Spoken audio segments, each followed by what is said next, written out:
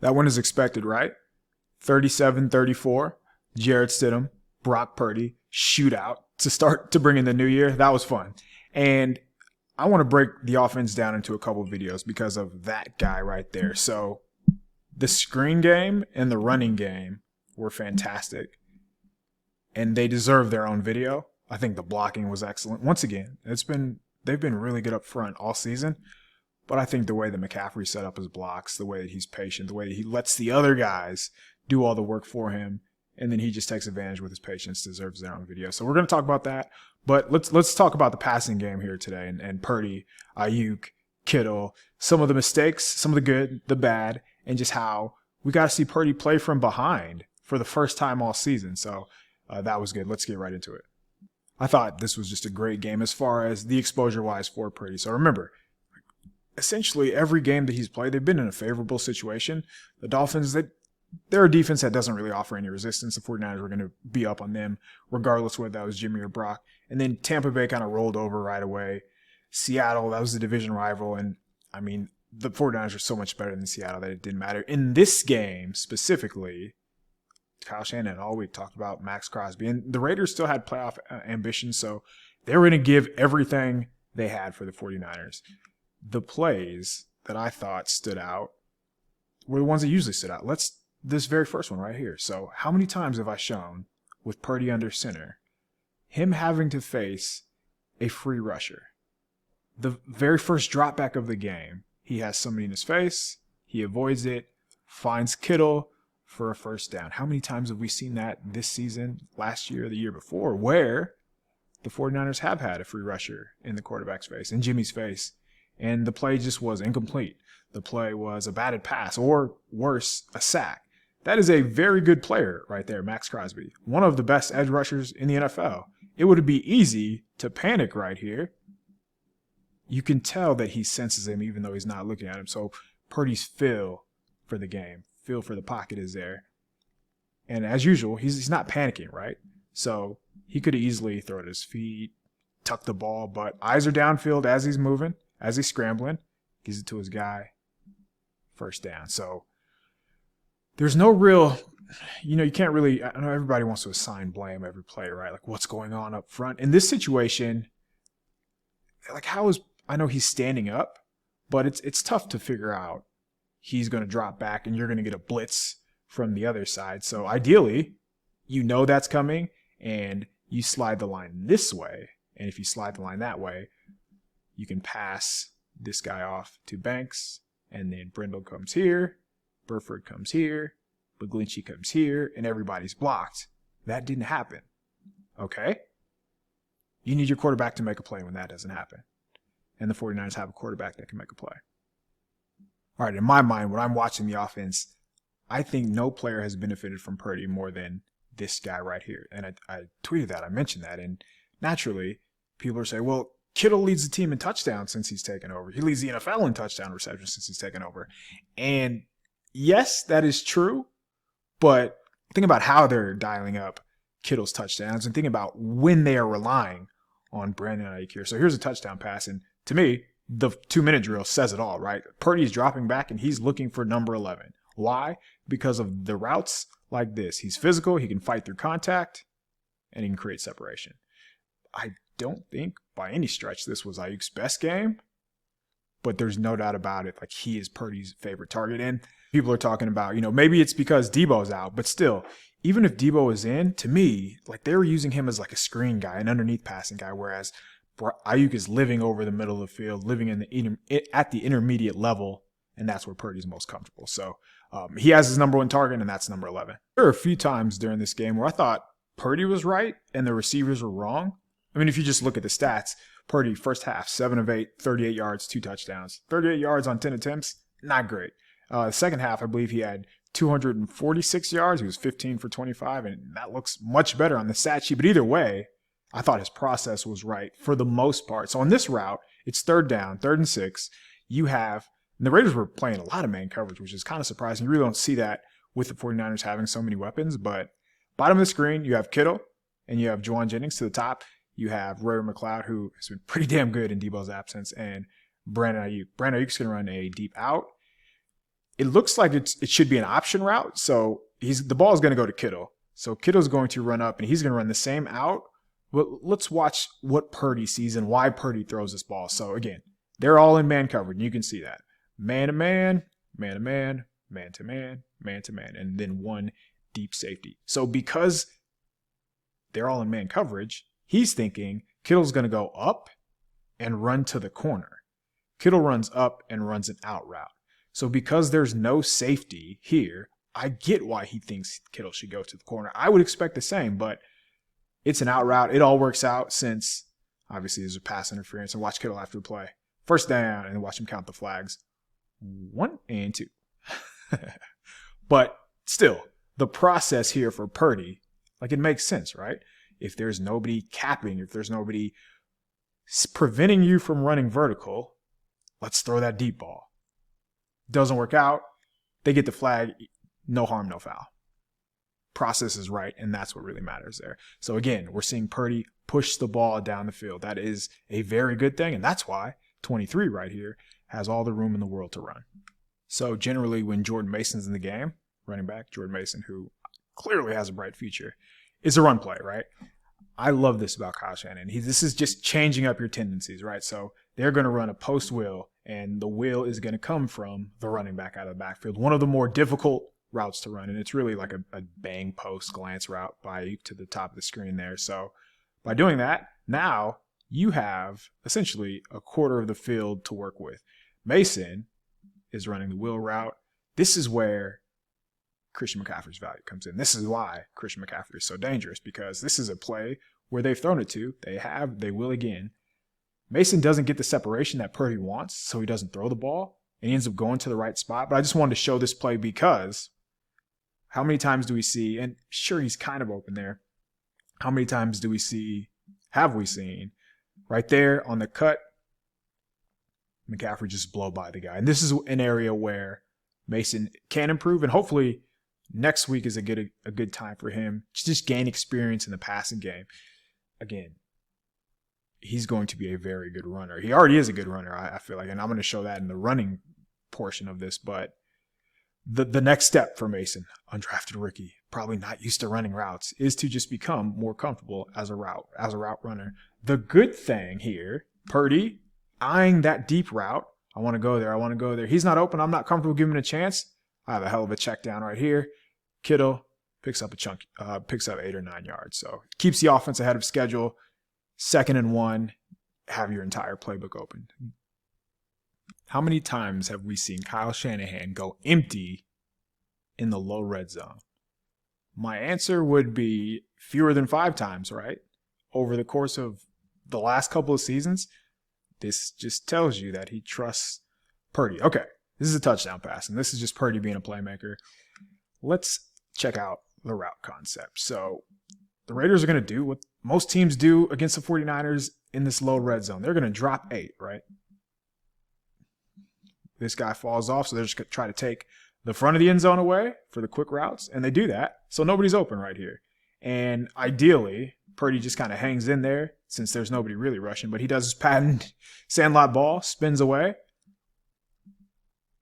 and then perfectly placed over the arms of the defenders.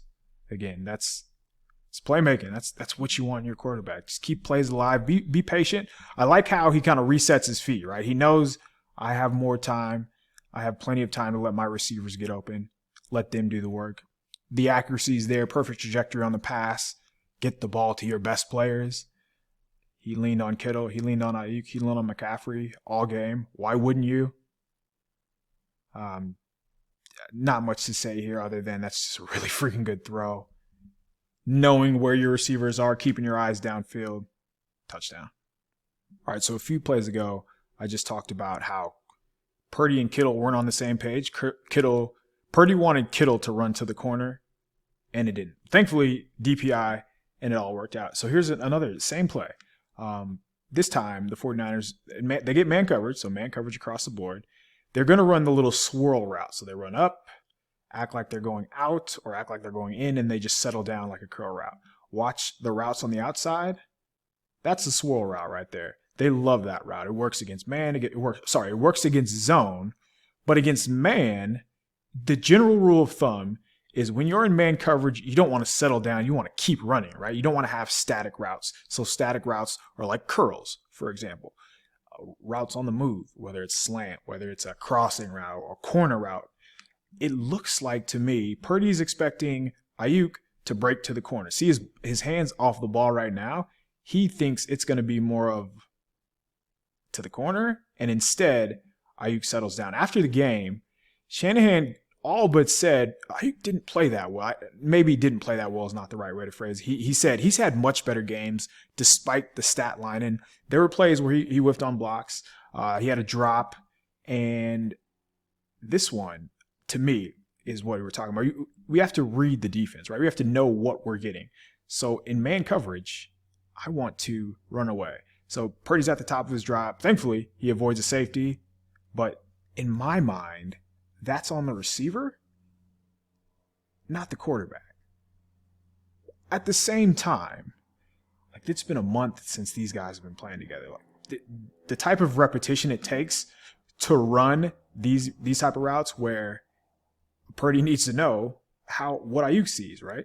So that takes months and months, and that's why OTAs are so important. That's why training camp's so important. So we get to see from the end zone angle here exactly what Purdy's thinking. You can see he's not even looking at Aiyuk. He's just expecting, by the time my back foot hits, boom, I'm going to go there. Instead, oh crap, he didn't do that. See his athleticism there. Third down, they have to punt.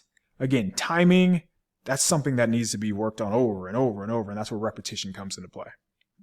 So another part of this game that I found fascinating was the pressure that Purdy faced. So he's pressured on 9 of his dropbacks, and it honestly felt like more. Not to say that was on the line, not to say that was on Purdy. That's just football, right? Part of your job description is having to play through pressure, knowing that you're going to get hit and still being able to deliver. Kyle Shanahan spammed what's called a burner concept. So that could be, most of the time, one receiver is going to run off the coverage. The other receiver from the backside is going to run a deep over route.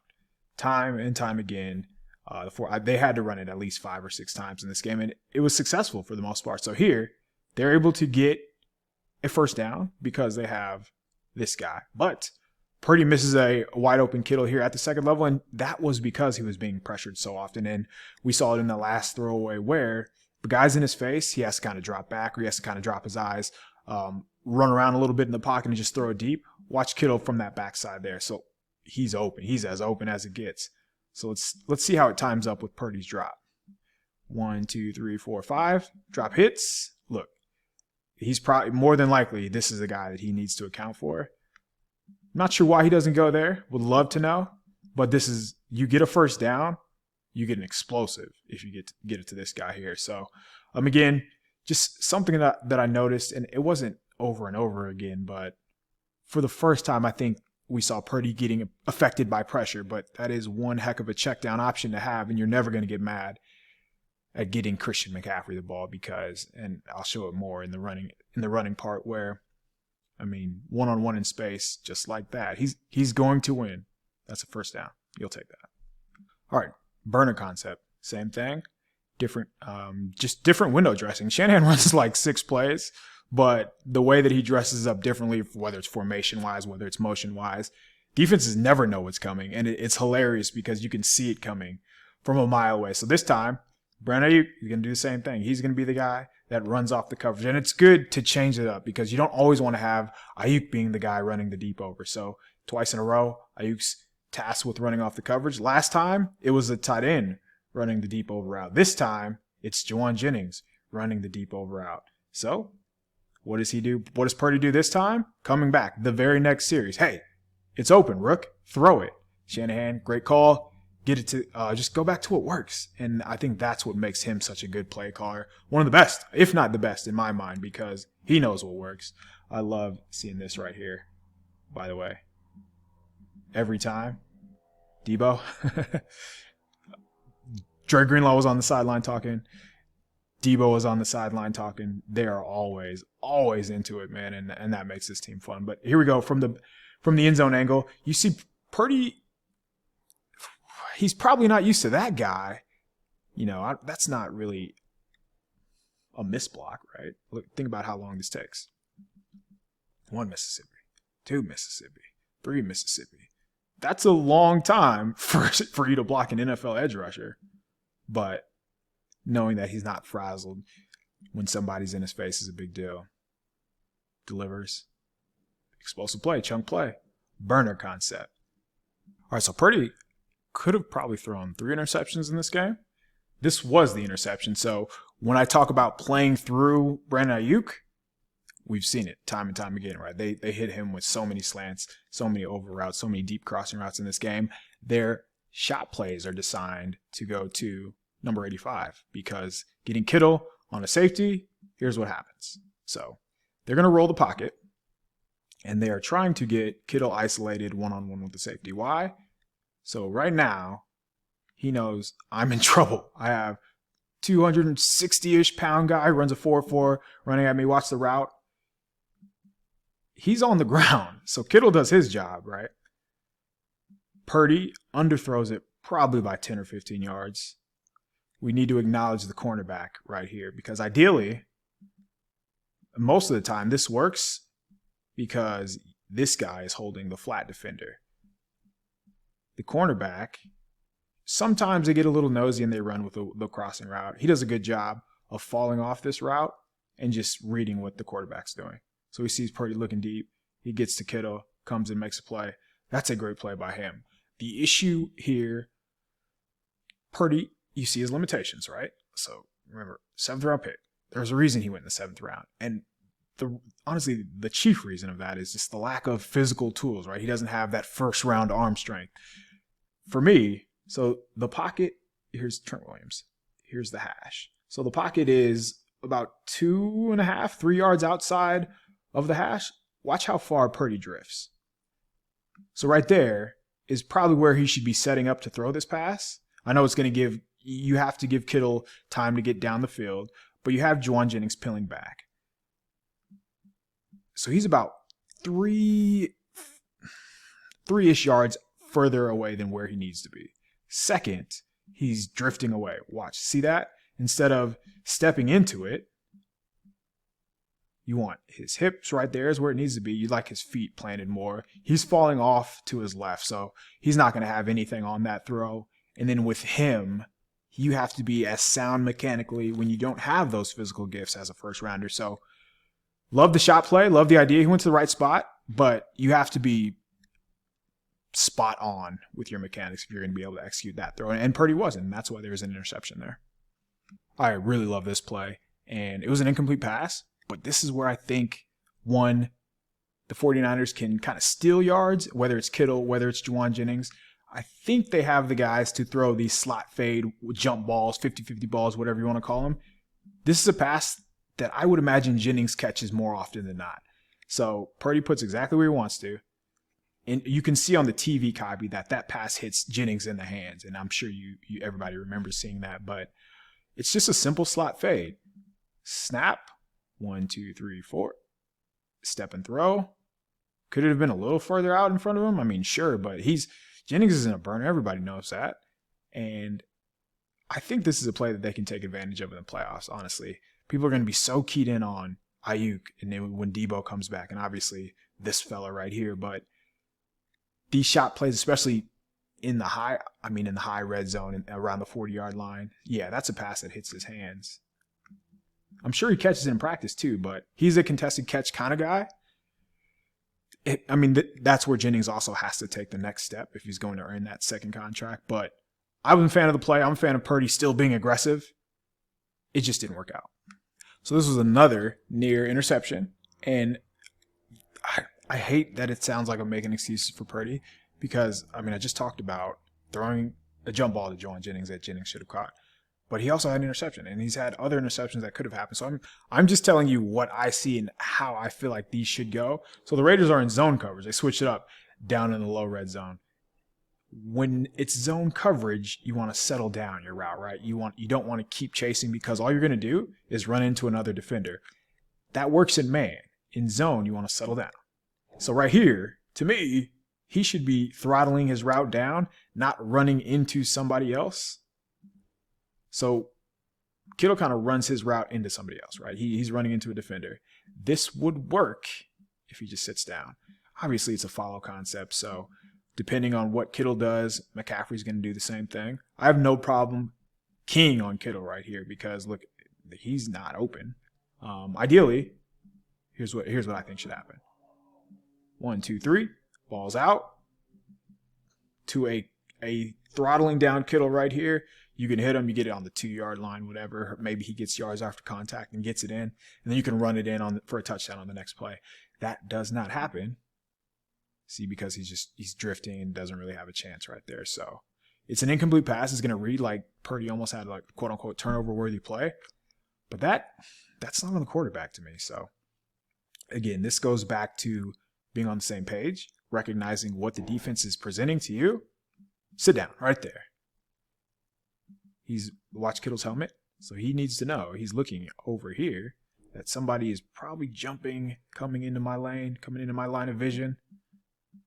Should Purdy acknowledge that? Sure, no doubt. But where else is he going to go in this scenario? Is he going to come all the way back on a 3-step drop to his third read? Probably not. He's thinking that out route to Ray McLeod or Kittle on the cross. Neither presented an opportunity here. So incomplete pass. Thankfully, it wasn't a turnover. But repetition is what it comes back to. Playing through Brandon Aiyuk. That was the theme. When the 49ers got down, when the 49ers were in their 4-minute offense, 2-minute offense, overtime, all eyes were on number 11. And routes like these are why. Watch the release. Cooked. Right there. Route's already over. He won. Look at the separation right there. That is not many wasted movements, not many wasted steps. 1, 2, 1, 2. Big catch and run. That is wide receiver 1 material, and that is why they play through 11. All right, overtime. What's going to happen? I believe it's overtime, but burner concept, you guessed it. So, Danny Gray, he's going to be the one running off. And this may be telegraphed because, how many times have they actually targeted Danny Gray? So he's going to be running off. He's going to be the one, Brandon Aiyuk is going to be the one running the deep over concept. What Purdy needs to do is read what he's doing. If he wants to get nosy and doesn't want to respect Gray, just launch it and give Gray a chance. That does not happen. You can see the safety. Watch. He's flat-footed right now. He's not even respecting him at all. He's looking to drive. Good awareness by the free safety to recognize it. Drives on the route. Very fortunate. That's not an interception. We get to watch it from the end zone view here and see what Purdy sees. First off, the protection, as always, held up. And those 5 guys up front do not get enough credit. Look at that. Clean pocket. Purdy's fading away. Again, your mechanics, we don't have that first-round arm talent. We don't have the Trey Lance arm, which is not fair because not many quarterbacks do. You can't fade away like this, right? You have to step into your throws. He does a little bit. Still, we're watching the free safety come into the picture, and that just has to be one where he kind of just launches it and hope Gray either DPI. It is the end of the 4th there, but you're thinking with 1 minute left, do I want to waste it down? They didn't end up happening like that, but next route doesn't matter because that guy first down. Still, you want to be able to see the entire field and not. There are a lot of times where you hear throwing the wide receiver open or throwing with anticipation. This throw is exactly that. So bottom of the screen, who else? It's going to be Brandon Aiyuk. You see the clean pocket. That is not open. There is no shot that this ball should be thrown from, just a logical perspective, right? I'm thinking, let's just watch this. There's no separation there. Ball's already coming out. Hand is off the ball. This is what he sees, right? He's just going to throw to a spot, thinking my guy is going to be able to get there. Does it happen? You bet it happens. That is by far his best play of the game, Purdy's best throw of the game. Couldn't have came in a better time. Puts the 49ers in field goal range. We all know how that ended. Still, process is there. That's pretty, man. That's what you want. Timing. Puts it to a spot where only Aiyuk can get it. big play.